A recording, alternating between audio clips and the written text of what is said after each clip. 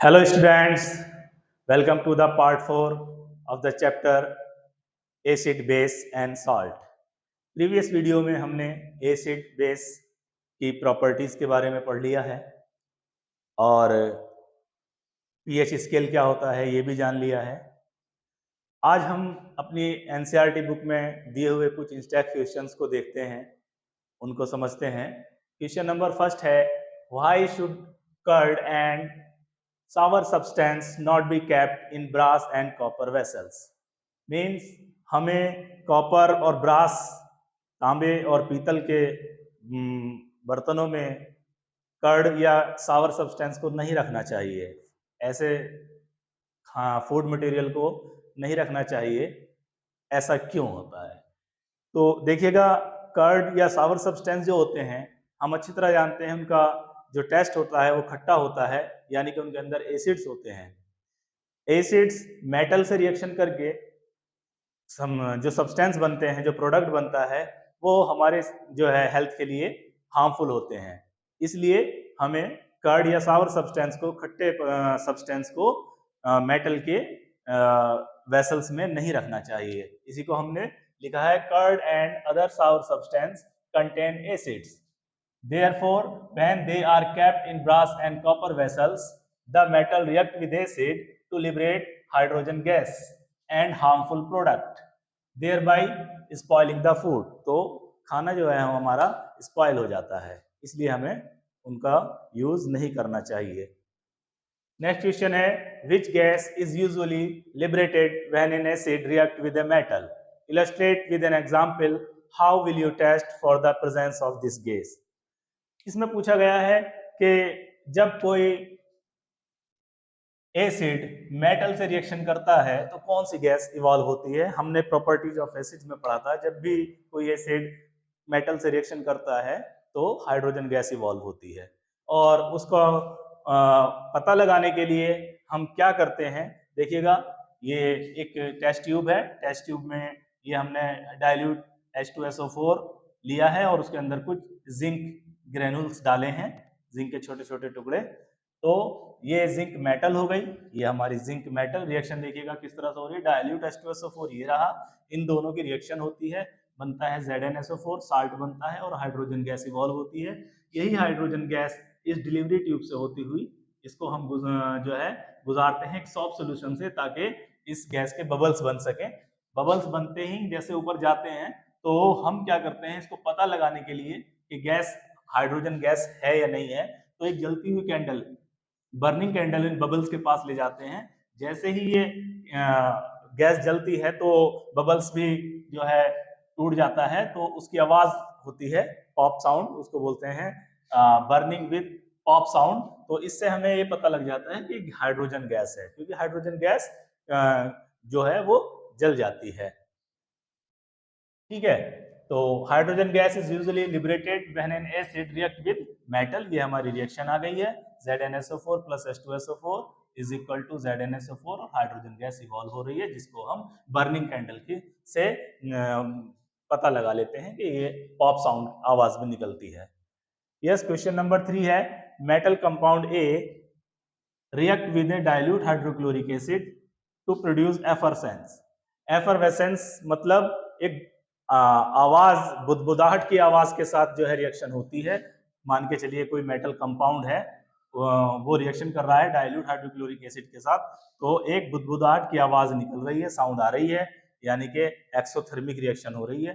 The gas evolve, जो gas निकलती है, एक्सटिंग्विशेस, वो बुझा देती है किसको? अ बर्निंग कैंडल, बर्निंग कैंडल को बुझा देती है।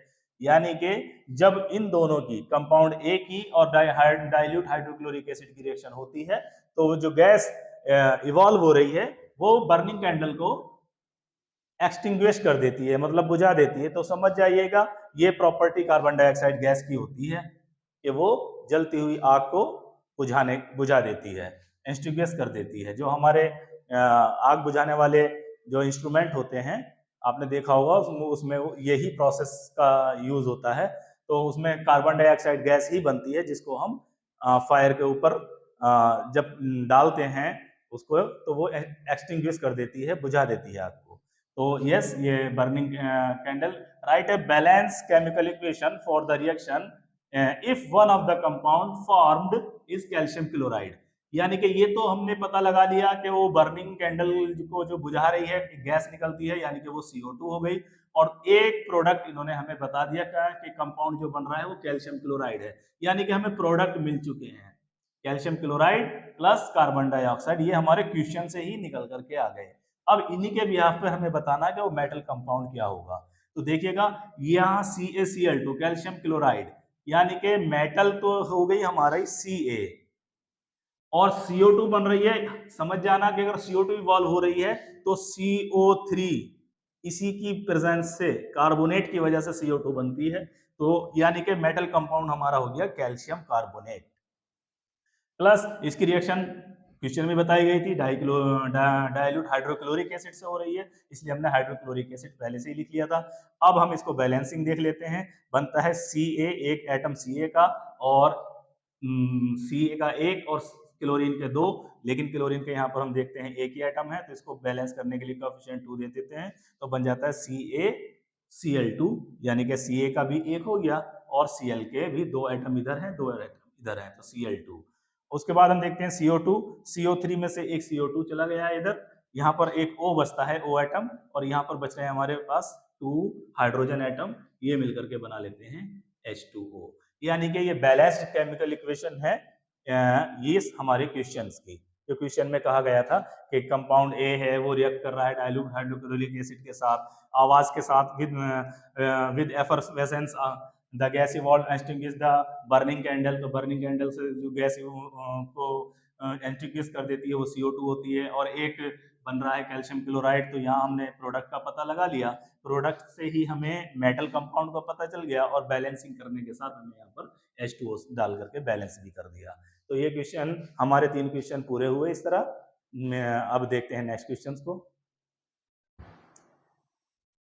यस, अब हम देखते हैं नेक्स्ट पेज पर दिए हुए इंटेक्ट क्वेश्चंस को। क्वेश्चन नंबर फर्स्ट है, why do HCl, HNO3 etc. show acidic character in aqueous solution while solution of compound like alcohol and glucose do not show acidic character।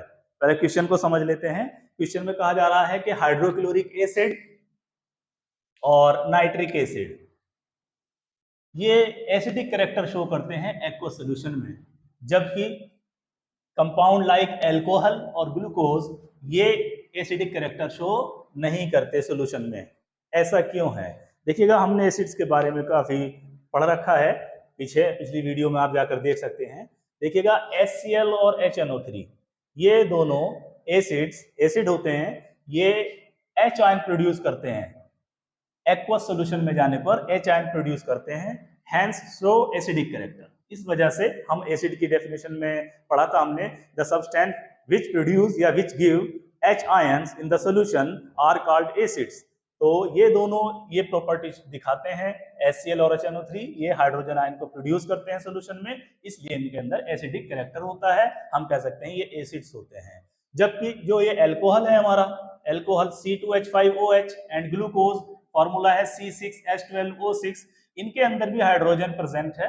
देखिएगा, ये रही hydrogen, but जब हम इनको solution में यानी कि वाटर में मिक्स करते हैं तो ये हाइड्रोजन आयंस प्रोड्यूस नहीं करते, जो कि एक रीजन है किसी भी एसिडिक कैरेक्टर का। हाइड्रोजन आयन प्रोड्यूस नहीं करते, इसलिए ये कोई एसिडिक कैरेक्टर भी नहीं दिखाते। सीधा सा आंसर है HCl and HNO3 produce H ion in the solution while alcohol and glucose do not produce H ions in the solution. This is the reason why HCl, HNO3 show acidic character and alcohol and glucose do not show acidic character।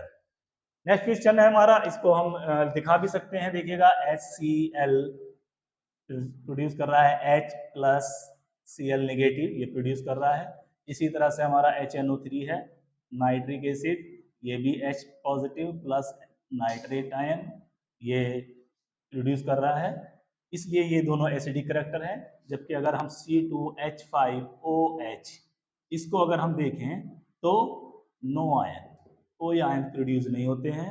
इसी तरह से हमारा C6H12O6 glucose, ये भी कोई ion produce नहीं करते हैं। दिस इज रीजन आपने पहले समझ लिया है। नेक्स्ट क्वेश्चन है, why does an aqueous solution of N acid conduct electricity. एक एक्वस सॉल्यूशन, एक्वस जब भी आए सब समझ लेना वाटर की बात हो रही है। वाटर का सॉल्यूशन किसी भी एसिड का वो इलेक्ट्रिसिटी कंडक्ट क्यों करता है, इसका भी वही रीजन है। N acid produce ions, positive ions and negative ions. In aqueous solution, these ions are responsible for conduction of electricity. Ions produce करते हैं, वही आयंस जो है कंडक्शन ऑफ इलेक्ट्रिसिटी के रेस्पॉन्सिबल होते हैं। सिंपल है। नेक्स्ट क्वेश्चन है, why does dry HCl gas not change the colour of the dry litmus paper. देखिएगा कहा गया है कि HCl तो एसिडिक होती है, उसके बावजूद भी वो लिटमस पेपर का कलर चेंज क्यों नहीं करती है, लेकिन शर्त क्या है, ड्राई। यस, इसी में छुपा हुआ है इसका आंसर, ड्राई HCl, और फिर यहां पर भी ड्राई। देखिएगा जब दोनों चीजें ड्राई हैं तो HCl एसिडिक नेचर होने के बाद भी H आयन प्रोड्यूस नहीं कर सकते हैं, क्योंकि acid produce H ion in the presence of water करते हैं। तो देखिएगा N acid produce H ions only in presence of water. These H ions are responsible to change the color of litmus paper. Here both HCl gas and litmus paper are dry. दोनों के दोनों dry हैं, means no presence of water. जब water ही presence नहीं है तो ions नहीं बनेंगे, H आयंस नहीं बनेंगे, therefore no chance to produce ions. It means color of litmus paper will not change. Next हम देखते हैं question number 4। While diluting an acid, why it is recommended that the acid should be added to water, not water to acid। इसमें कहा जा रहा है जब हम डाइल्यूट कर रहे होते हैं किसी एसिड को, तो ये सलाह दी जाती है कि आप एसिड को मिलाइए वाटर में, वाटर को मत मिलाइए एसिड में। ऐसा क्यों है, क्यों बोला जाता है कि जब आप एसिड और वाटर को मिक्स कर रहे हैं तो डाइल्यूट करते टाइम आप वाटर के अंदर एसिड को डालिए, ना कि एसिड के अंदर वाटर को डालिए। ऐसा क्यों कहा जाता है, इसके पीछे एक रीजन है। देखिएगा मैं यहाँ डायग्राम के जरिए बता रहा हूँ। देखिएगा जब हम एसिड वाटर के अंदर मिक्स करते हैं तो एसिड जो होती है उसकी लो अमाउंट होती है एसिड की डालते टाइम, जब आप डालेंगे मिक्स करेंगे, और लार्ज अमाउंट में हमारा वाटर होता है। तो एसिड जब वाटर में जाता है तो ये एक एक्सोथर्मिक रिएक्शन होती है, मतलब बहुत ज्यादा हीट प्रोड्यूस होती है। तो वो जो हीट प्रोड्यूस होती है उसको large amount of water absorb कर लेता है अपने अंदर, वाटर अपने अंदर एब्जॉर्ब कर लेता है, और पानी गर्म तो हो जाता है लेकिन वो एब्जॉर्ब कर लेता है उस हीट को, और इस तरह से एसिड वाटर मिक्स हो जाते हैं। एक्सोथर्मिक रिएक्शन होती है, जो हीट प्रोड्यूस हुई वो उसको वाटर ने एब्जॉर्ब कर ली अपने अंदर। लेकिन अगर हम इसका अपोजिट देखें, एसिड है उसके अंदर हम वाटर डाल रहे हैं, तो वाटर लो अमाउंट है और एसिड लार्ज अमाउंट में है, तो जैसे ही वाटर एसिड के अंदर जाता है, क्योंकि एसिड जो है लार्ज अमाउंट में प्रेजेंट है, तो वाटर मॉलिक्यूल को एसिड बहुत विगरसली जो है कैच करते हैं और रिएक्शन होती है, बहुत तेजी के साथ रिएक्शन होती है। यहाँ रिएक्शन होने का जो रेट है, जो टाइम पीरियड है वो स्लो है, यहाँ पर बहुत फास्ट है, और वो जो हीट प्रोड्यूस होती है वो इतनी ज्यादा होती है कि जो वाटर इसके अंदर मिक्स हुआ है वो इंस्टेंटली वेपर में बदल जाता है। जैसे ही वेपर में बदलता है तो वो एकदम से स्प्लैश आउट हो जाता है, एकदम से ऐसा होता है जैसे कि कोई धमाका हो गया। तो इस तरह से वो सॉल्यूशन जो है वो आपके वेसल से बाहर आ सकता है और उससे हमें नुकसान पहुंच सकता है, हमारी स्किन बर्न हो सकती है। इसलिए हमेशा कहा जाता है कि आप एसिड को वाटर में मिलाइए, ना कि वाटर को एसिड में मिलाइए। इसी को हमने लिखा है, mixing of N acid and water is an exothermic reaction. It means a large amount of heat is produced when an acid is added to water, the heat absorbed by water। Water के जरिए वो heat absorb कर ली जाती है तो no problem. While if water is added to an acid, a very large amount of heat is produced and the mixture splashes out। Mixture बाहर आ सकता है, आ जाता है, and cause burn। इसलिए बोला जाता है।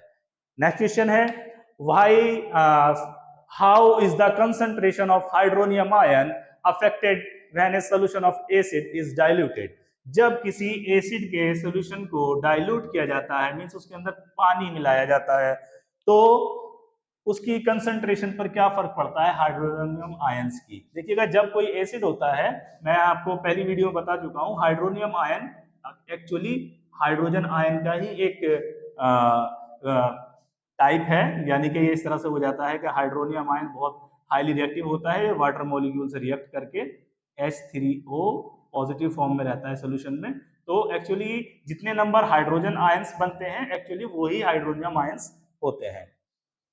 तो ये कहा गया है कि कंसंट्रेशन हाइड्रोनियम आयंस की पर क्या फर्क पड़ेगा अगर हम किसी एसिड को डाइल्यूट करें, क्योंकि एसिड प्रोड्यूस कर रहे हैं हाइड्रोनियम आयन को, तो अगर हम इसके अंदर पानी मिलाते जाएं एसिड के अंदर, तो हाइड्रोनियम आयंस की कंसंट्रेशन, यहाँ कंसंट्रेशन को आप समझ लीजिए नंबर ऑफ हाइड्रोजन आयंस या नंबर ऑफ हाइड्रोनियम आयंस पर क्या फर्क पड़ेगा। तो देखिएगा मैंने यहाँ दो डायग्राम बनाए हैं, दो टेस्ट ट्यूब ली हैं। मान के चलिए ये एसिड है हमारा और यहाँ पर 1 2 3 4 5 6, ये 6 हमारे मान के चलिए थोड़ी देर के लिए मान सकते हैं ये हाइड्रोनियम आयन है, मींस हाइड्रोजन आयन है। एसिड प्रोड्यूस करते हैं हाइड्रोनियम आयन, ये 6 हैं। अब हमने इसके अंदर वाटर मिक्स किया, वाटर मिक्स किया मतलब इसको डाइल्यूट किया। जब हम इसको डाइल्यूट करते हैं तो वॉल्यूम हमारा देख रहे हो आप वो बढ़ गया है, यानी कि यहाँ अगर मैं इसको हाफ मानूं तो ये हमारा यहाँ तक आ चुका है, वॉल्यूम बढ़ गया है, but number of hydronium ion हमारे वही है 1 2 3 4 5 6। तो क्या होगा, पर अगर हम देखें इसके वॉल्यूम के इसके बराबर इतना देखें, तो पहले इतने वॉल्यूम में हाफ वॉल्यूम, इतने वॉल्यूम में 6 हाइड्रोनियम आयंस थे, अब इतने वॉल्यूम में 3 हाइड्रोनियम आयन है, यानी कि number of hydronium ion per unit volume decrease हो गई है। तो लिखेंगे when A solution of N acid is diluted the concentration of hydronium ions per unit volume decreases, number of hydronium ion per unit volume decreases, this means the strength of acid decreases. देखिएगा अब इसकी strength कम हो गई है। वैसे भी आप याद रखना कंसंट्रेटेड एसिड जो होते हैं वो हाईली उनकी स्ट्रेंथ हाई होती है और जो डाइल्यूट एसिड्स होते हैं उनकी स्ट्रेंथ लो होती है।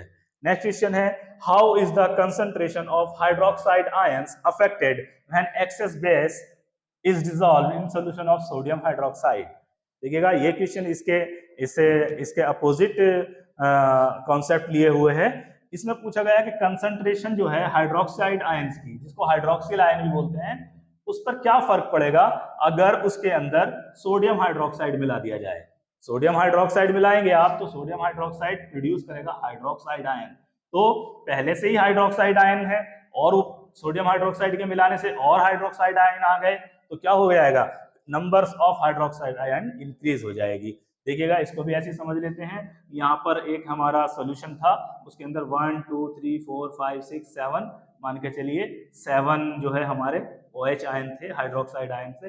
अब जैसे ही आपने इसके अंदर NaOH को मिक्स किया तो NaOH आकर के यहाँ ब्रेक डाउन होकर के OH आयंस प्रोड्यूस करेगा, और यहाँ मैंने कुछ ज्यादा नंबर्स बना दिए हैं, तो आप देख सकते हैं अब हमारे नंबर ऑफ हाइड्रोक्साइड आयंस बढ़ चुके हैं। तो किसी बेस के मिलाने से हाइड्रोक्साइड आयंस के नंबर्स बढ़ जाएंगे, या उसको बोल सकते हैं कंसंट्रेशन ऑफ हाइड्रोक्साइड आयन बढ़ जाएगी। The concentration of hydroxide ion would increase when excess base is dissolved in solution of sodium hydroxide. देखिएगा जब भी आप एक्सेस बेस का मतलब यहाँ आप NaOH ला रहे हैं, तो NaOH लाने से क्या होगा, OH आयंस की जो कंसंट्रेशन है या नंबर ऑफ OH आयन है वो इंक्रीज हो जाएगी। इस तरह से concentration of hydroxide ion increase हो जाती है। इस तरह से हमारी ये इन-टेक्स्ट क्वेश्चंस पूरे हो गए हैं। अगर ये वीडियो आपको अपनी स्टडी में हेल्पफुल लगा है तो आप हमारे चैनल साइंस फॉर स्टूडेंट को सब्सक्राइब कीजिए और अपने दोस्तों को शेयर कीजिए, लाइक कीजिए, और हमारी ऐसी ही वीडियो को देखने के लिए आप हमारे चैनल पर आते रहिए। थैंक्स फॉर वॉचिंग, मिलते हैं नेक्स्ट वीडियो में।